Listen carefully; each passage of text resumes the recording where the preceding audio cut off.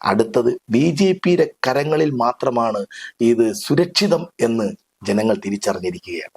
ആ തിരിച്ചറിവ് നല്ലത് തന്നെയാണ്. അത് മാറ്റത്തിന്റെ തുടക്കമാണ്. മാറാത്തത് മാറും. വികസിത അനന്തപുരിയാണ് ഭാരതീയ ജനതാ പാർട്ടിയുടെ സ്വപ്നം. ആ സ്വപ്ന സാക്ഷാത്കാരത്തിന് വേണ്ടി കൈയും മെയ്യും നിറഞ്ഞ് നമ്മുടെ പാർട്ടി പ്രവർത്തകരും നമ്മുടെ സംഘപരിവാർ പ്രസ്ഥാനത്തിൽപ്പെടുന്ന മുഴുവൻ പ്രവർത്തകരും ജനങ്ങൾ ഇപ്പോൾ നമ്മളെ ഏറ്റെടുത്തിരിക്കുകയാണ്. പ്രധാനമന്ത്രി മുന്നോട്ട് വയ്ക്കുന്ന ആശയം വികസനം. അത് BJP വികസനം തന്നെയാണ് പ്രഥമ പരിഗണന. അതിനപ്പുറം ഈ ഭക്തരെ ലക്ഷ്യമിട്ട് ഈ ഒരു ശബരിമല വിഷയം അതൊരു പ്രചരണായുധമാക്കി എടുക്കുന്നുണ്ടോ? അത് പ്രചരണം ആയുധമാക്കുകയല്ല ചെയ്യേണ്ടത്. കാരണം എന്ന് പറഞ്ഞാൽ ജനം അറിഞ്ഞു കഴിഞ്ഞാൽ, ഇപ്പോൾ ഞാൻ ഒരു വീട്ടിൽ പോയ സമയത്ത് പറഞ്ഞത്, അവർ പറയുന്നത് അമ്പലക്കൊള്ളക്കാർക്ക് വോട്ടില്ല. പല വീടുകളിലും പോകുന്ന സമയത്തുണ്ട്, അമ്പലക്കൊള്ളക്കാരാണോ നിങ്ങൾക്ക് വോട്ടില്ല. അതായത് അമ്പലക്കള്ളന്മാരാണ് എന്ന് ഈ ജനം തിരിച്ചറിഞ്ഞു. അതൊരു പ്രചരണം.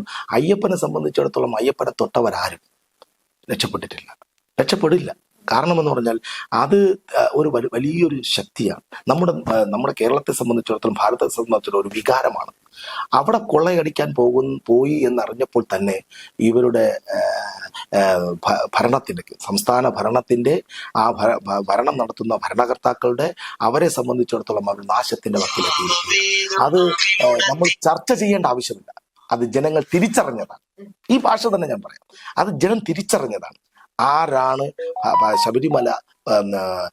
ശബരിമലയുടെ കോട്ടം തട്ടുന്ന തരത്തിലുള്ള പ്രവർത്തനം നടത്തുന്ന ജനം തിരിച്ചറിഞ്ഞതാണ്.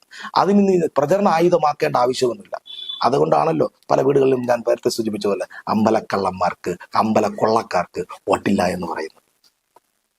അപ്പോ ഇപ്രാവശ്യം തിരുവനന്തപുരം കോർപ്പറേഷൻ ഭരണം BJP പിടിക്കുമെന്ന ശുഭാപ്തി വിശ്വാസത്തിൽ തന്നെയാണ്. സംശയം വേണ്ട. അതിൽ യാതൊരു മാറ്റമില്ല. അറിയാമല്ലോ, CPM-ഉം LDF-ഉം തമ്മിൽ അവരെ അഡ്ജസ്റ്റ്മെന്റ് രാഷ്ട്രീയമാണ് നടത്തുന്നത്. അവര് സ്ഥാനാർത്ഥി നിർണയം UDF-ന്റെ സ്ഥാനാർത്ഥി നിർണയത്തിൽ പച്ചയായി ജനങ്ങൾ മനസ്സിലാക്കിയതാണ്.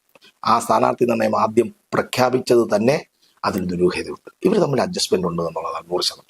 BJP വരാൻ പാടില്ല.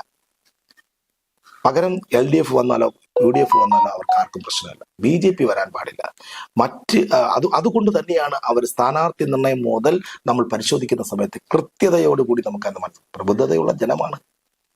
കേരളത്തിലെ ഏറ്റവും വലിയ ഒരു നഗരസഭയാണ്, ഏറ്റവും കൂടുതൽ ജനസംഖ്യയുള്ള നഗരസഭയാണ്, ഏറ്റവും കൂടുതൽ വിസ്തൃതിയുള്ള ഒരു നഗരസഭയാണ് തിരുവനന്തപുരം നഗരപരിധി എന്ന് പറയുന്നത്. വിഴിഞ്ഞം പോലുള്ളത്, പോർട്ടുകൾ, അതിന്റെ വികസനം നമ്മൾ ഊഹിക്കുന്നതിന് അപ്പുറമാണ് വരാൻ പോകുന്നത്. ആ സ്ഥലത്ത് തീർച്ചയായിട്ടും അടുത്തത് BJPയുടെ കരങ്ങളിൽ മാത്രമാണ് ഇത് സുരക്ഷിതം എന്ന് ജനങ്ങൾ തിരിച്ചറിഞ്ഞിരിക്കുകയാണ്. ആ തിരിച്ചറിവ് നല്ലത് തന്നെയാണ്. അത് മാറ്റത്തിന്റെ തുടക്കമാണ്. മാറാത്തത് മാറും. വികസിത അനന്തപുരിയാണ് ഭാരതീയ ജനതാ പാർട്ടിയുടെ സ്വപ്നം.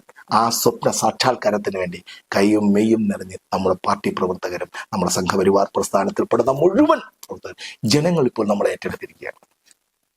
തിരുവനന്തപുരം നഗരത്തിലെ ജനങ്ങൾ BJPയെ ഏറ്റെടുത്തിരിക്കുകയാണ്. അത് നമുക്ക് തെരുവോരങ്ങളിൽ ചെല്ലുമ്പോൾ നമുക്കത് മനസ്സിലാക്കും.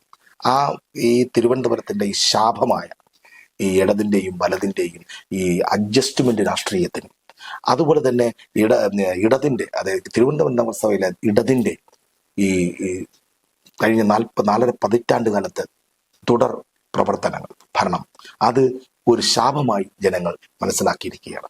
വികസനമാണ് നമ്മുടെ ലക്ഷ്യം. ആ വികസനം സാക്ഷാത്കരിക്കും. അത് സുരക്ഷിതമാക്കുവാൻ താമരകൾ വിരിഞ്ഞേ മതിയാവൂ എന്ന് ജനം മനസ്സിലാക്കിയിരിക്കുന്നു. അത് BJPക്ക് മാത്രമേ ആ വികസനം കൊണ്ടുവരാൻ സാധിക്കുകയുള്ളെന്ന് ജനം തിരിച്ചറിഞ്ഞിരിക്കുന്നു. അതുപോലെ തന്നെ തിരുവനന്തപുരം നഗരത്തിലെ ഏറ്റവും വലിയ വിഷയം എന്ന് പറയുന്നത് മാലിന്യ വിഷയമാണ്. മാലിന്യം അതിനൊരു ശാശ്വത പരിഹാരം കാണുവാൻ നമ്മുടെ തിരുവനന്തപുരം നഗരസഭ അതൊരു പൊന്മുട്ടയിടുന്ന താറാവായി കാണുന്ന ഒരു സമീപനമാണ് മാറി വരുന്ന LDF-ന്റെ ഭരണസമിതി. കാരണം അതിനൊരു ശാശ്വത കേന്ദ്രം നമ്മുടെ നരേന്ദ്രമോദി പറഞ്ഞിട്ടുണ്ട്, കേന്ദ്രീകൃതമായ ഒരു മാലിന്യ സംസ്കരണ പ്ലാന്റ് ഉണ്ടാകണമെന്ന് പറഞ്ഞിട്ടുണ്ട്. അത് കേരളത്തിന്റെ ആരാധ്യനായ മുഖ്യമന്ത്രി പിണറായി വിജയൻ വരെ അത് അംഗീകരിച്ച കാര്യമാണ്. നമ്മൾ തിരുവനന്തപുരത്ത് എന്തുകൊണ്ട് ഒരു കേന്ദ്രം പറഞ്ഞതുപോലെ, സംസ്ഥാനത്തിന്റെ ഇച്ഛ പോലെ ഒരു കേന്ദ്രീകൃത മാലിന്യ സംസ്കരണ പ്ലാന്റ് ഈ തിരുവനന്തപുരത്ത് കൊണ്ടുവരാൻ സാധിച്ചില്ല? എങ്കിൽ മാത്രമേ ഒരു ശാശ്വത പരിഹാരമാകും. കേവലം പന്നി ഫാമുകളെ കേന്ദ്രീകരിച്ചുകൊണ്ട് മാത്രം മാലിന്യ സംസ്കരണം നടത്തുമ്പോൾ എന്തുമാത്രം അവരുടെ മനസ്സ് അല്ലെങ്കിൽ അവരുടെ ഭരണസമിതിയുടെ പിടിപ്പുകേടാണെന്ന് മനസ്സിലാക്കും. പന്നി ഫാമുകൾ ജൈവ മാലിന്യങ്ങൾ കൊടുത്തുകൊണ്ട് മാലിന്യ സംസ്കരണത്തിൽ പരിഹാരം കാണാൻ സാധിക്കുന്നുള്ളതാണ്. ഇപ്പോൾ തിരുവനന്തപുരത്തിന്റെ ഇന്റർനാഷണൽ എയർപോർട്ട് അത് ഇന്നിപ്പോൾ ലോകത്തിൽ തന്നെ ഏറ്റവും കൂടുതൽ ശ്രദ്ധ ആകർഷിച്ചുകൊണ്ടിരിക്കുകയാണ്. കഴിഞ്ഞ വർഷത്തെ അപേക്ഷിച്ച് ഈ വർഷത്തെ വച്ച് നോക്കുമ്പോൾ ഫ്ലൈറ്റുകൾ വന്നു പോകുന്നത് ഏറ്റവും കൂടുതൽ 100 ഇരട്ടി വർദ്ധിച്ചു എന്നാണ് ഞാൻ മനസ്സിലാക്കുന്നത്. പക്ഷേ ഫ്ലൈറ്റുകൾ കയറാനും തയ്യാറാനും പറ്റാത്ത അവസ്ഥ. കാരണം പക്ഷികൾ വന്ന് ഫ്ലൈറ്റുകൾ ഇടിക്കുമെന്നുള്ള ഭയം. കാരണം പക്ഷികൾ വരാനുള്ള കാരണം എന്താണ്? അതിന് ചുറ്റും മാലിന്യമാണ്, ഇറച്ചി മാലിന്യങ്ങളാണ്. ആ മാലിന്യം കൊണ്ട് നിറഞ്ഞിരിക്കുകയാണ്. അപ്പോഴേ ഒരു വളർന്നുകൊണ്ടിരിക്കുന്ന ഒരു നഗരത്തിൽ തീർച്ചയായിട്ടും ഒരു ഇന്റർനാഷണൽ എയർപോർട്ടിന് ഫ്ലൈറ്റ് ലാൻഡ് ചെയ്യുവാനോ സാധിക്കാൻ പറ്റാത്ത ഒരു അവസ്ഥയിലേക്ക് മാറിയിരിക്കുകയാണ്. ആ അവസ്ഥയ്ക്ക് കാരണം ആരാണ്? എന്തായാലും BJP അല്ല, എന്തായാലും ഇവർ പറയും പോലെ അദാനിയും അല്ല. അതിന്റെ പിടിപ്പുകേടെന്ന് പറയുന്നത് തീർച്ചയായിട്ടും നമ്മുടെ ഭരണസമിതിയുടെ പിടിപ്പുകേടാണ്. നിങ്ങൾക്കറിയോ, ഈ നഗരം നേരിടുന്ന മറ്റൊരു ഏറ്റവും വലിയ വിഷയം പട്ടിശല്യം. നിങ്ങൾ ഈ വരുന്ന ഭാഗത്ത് നോക്കൂ, ഈ പട്ടിശല്യത്തിന് ശാശ്വതമായ ഇന്നലെയും ഒരു 5 പേരെ കടിച്ചു എന്നാണ് ഞാൻ. ആശുപത്രിയിൽ പോകാൻ പറ്റില്ല, അവിടെ പട്ടി. സ്കൂളിൽ പോകാൻ പറ്റുന്നില്ല, അവിടെ പട്ടി.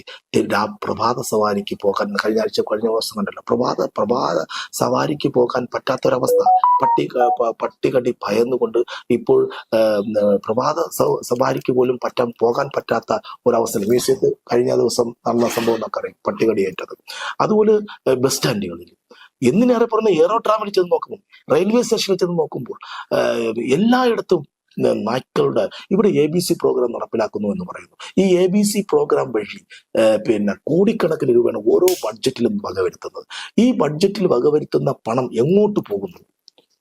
ഇവർ പറയുന്നതനുസരിച്ച് കൃത്യമായി ABC പ്രോഗ്രാം നടപ്പിലാക്കിയെന്ന് ഇന്നൊരു പട്ടിയും ഉണ്ടാകാൻ സാധ്യതയില്ല. കഴിഞ്ഞ 10 വർഷം കൊണ്ട് ഞാൻ ഈ പാർലമെന്റ് രംഗത്ത് തിരുവനന്തപുരം നഗരസഭയുടെ സഭയ്ക്കകത്തുണ്ടാകുന്ന ആളാണ്. ആ വർഷങ്ങളിൽ നമ്മൾ ഓരോ വർഷവും ABC പ്രോഗ്രാം വഴി കൊടുക്കുന്ന കണക്ക് പരിശോധിക്കുന്നവർ ഇന്ന് ഒരു പട്ടി പോലും ഉണ്ടാകാൻ സാധിക്കും. ഇന്നിപ്പോൾ നോക്കി ഓരോ ദിവസം ചെല്ലുന്നതോറും, ഓരോ വർഷം ചെല്ലുന്നതോറും നായ്ക്കളുടെ ശല്യം പെരുകിക്കൊണ്ടിരിക്കുകയാണ്. പട്ടികളുടെ കടിയേറ്റ് നിരവധി ആൾക്കാർ ആശുപത്രിയിൽ പോകുകയാണ്, മരണപ്പെടുകയാണ്. തീർച്ചയായിട്ടും വാക്സിൻ, ഗുണപരമായ വാക്സിൻ കൊടുക്കാൻ പറ്റാത്ത ഒരു ആരോഗ്യം, അതൊക്കെ ഈ തെരഞ്ഞെടുപ്പിൽ ചർച്ച ചെയ്യപ്പെടും. കാരണം സ്മാർട്ട് സിറ്റിയുടെ മേലെ കോടിക്കണക്കിന് രൂപ വാങ്ങിച്ചിട്ട് പൊട്ടിപ്പൊളിച്ചിട്ടിരിക്കുന്നത് നിങ്ങൾ കണ്ടല്ലോ. അട്ടക്കുളങ്ങരയിൽ ഈ ഒരു സ്മാർട്ട് സിറ്റി എന്ന് പറയുമ്പോൾ എന്താ ഉദ്ദേശിക്കുന്നത്? സ്മാർട്ട് സിറ്റി എന്ന് പറയുന്നത് വരും തലമുറയ്ക്ക് ജീവിക്കുവാൻ പറ്റുന്ന, അവർക്ക് യാത്ര ചെയ്യാൻ പറ്റുന്ന ഒരു സുസ്ഥിരമായ വികസനമാണ് നമ്മുടെ കാഴ്ചപ്പാട്, നരേന്ദ്രമോദിയുടെ കാഴ്ചപ്പാട്. പക്ഷെ സുസ്ഥിരമായ വികസനമാണ് അവിടെ നടക്കുന്നത്. അത് നമ്മൾ പരിശോധിക്കുന്ന സമയം ഒരു BNBC റോഡ് അടിച്ചത് കൊണ്ട് വികസനമാകുന്നില്ല. വരുന്ന ജനസംഖ്യാ അനുപാതികത്തിനകത്ത് അവർക്ക് യാത്ര ചെയ്യുവാനുള്ള സൗകര്യം, അവരുടെ കുടിവെള്ളം എത്തിക്കുവാനുള്ള സൗകര്യം, അവരുടെ മഴവെള്ളം ഒലിച്ചു പോകാൻ പറ്റുന്ന സൗകര്യം, അവരുടെ ഇലക്ട്രിസിറ്റി കേബിളുകൾ കൃത്യമായി അണ്ടർഗ്രൗണ്ട് വഴി ഇടാനുള്ള സൗകര്യം. ഇപ്പോഴെന്താണ്, ഡ്രെയിനേജ് പൊട്ടി ഒഴുകി പല സ്മാർട്ട് സിറ്റികളും കുട്ടിപ്പൊഴിക്കേണ്ട അവസ്ഥ ഉണ്ടാകും. ഇത് അശാസ്ത്രീയമായ നിർമ്മാണ പ്രവർത്തനങ്ങൾ. ഇതൊക്കെ കാരണമെന്ന് പറഞ്ഞാൽ അഴിമതിയാണ്. കോൺട്രാക്ടർമാർക്ക് അവരുടെ കയ്യിൽ നിന്നും പണം പറ്റുമ്പോൾ അവരുടെ ഇഷ്ടം പോലെ ചെയ്യും. അതിനൊരു ഒരു നഗരസഭയെ സംബന്ധിച്ചിടത്തോളം, അല്ലെങ്കിൽ സ്മാർട്ട് സിറ്റിയുടെ ഉദ്യോഗസ്ഥരെ സംബന്ധിച്ചിടത്തോളം, സംസ്ഥാന സർക്കാരിനെ സംബന്ധിച്ചിടത്തോളം അവർക്കൊന്നും ചെയ്യാൻ പറ്റില്ല. കാരണം അവർ പണം വാങ്ങുന്നത് കൊണ്ടാണല്ലോ ഇവരുടെ മുമ്പിൽ ഇന്നത് ചെയ്യണം, കൃത്യമായി ചെയ്യണം എന്നതിനെ കുറിച്ച് ഡയറക്ഷൻ കൊടുക്കാൻ പറ്റാത്തത്. തീർച്ചയായിട്ടും അത്തരം കാരണങ്ങളൊക്കെ നമ്മൾ ഈ തിരുവനന്തപുരം നഗരസഭയിലെ ഇപ്പോൾ നടക്കുന്ന തെരഞ്ഞെടുപ്പിൽ ചർച്ചയാവും. ആ ചർച്ച ഭാരതീയ ജനതാ പാർട്ടിക്ക് അനുകൂലമാകും.